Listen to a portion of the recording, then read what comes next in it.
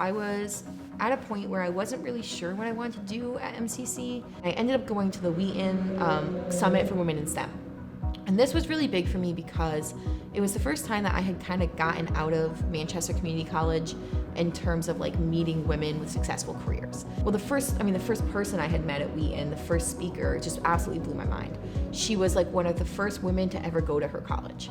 And she faced so much oppression and backlash. I mean, people literally told her they didn't want her. Their teachers told her that. And she had to come out of poverty and she had to fight for her career. And by the end, I mean, she had all these recognitions and these awards and all of these accomplishments. And it was really the first time that in an education setting outside of school, I had met someone like that.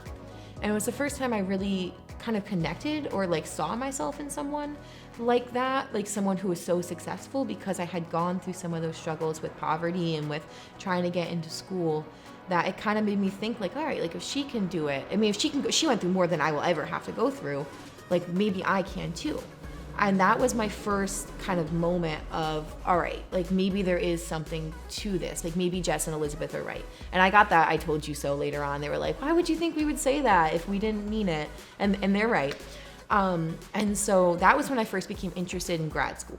So I kind of finished the summit by challenging myself a little bit. And that's something that in WiSTEM we really work on, is trying new things. And so I tracked down the gentleman from Harvard like 5 or 6 times. I basically stalked him around and I was like, I need to know, like, what does it take to get into Harvard as like a PhD program?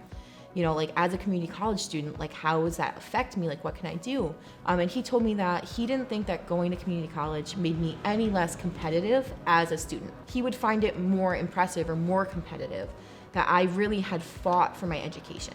And he said that that shows a certain amount of passion and it shows a certain amount of backbone to overcome obstacles and oppression and to fight for your education. Like that's a passion that you don't get when you get to just go to college. Not that there's anything wrong with getting to just go to college. I mean, that's wonderful, people who have that opportunity. But he kind of had said, like, I don't think that makes you less competitive. I think it makes you more competitive.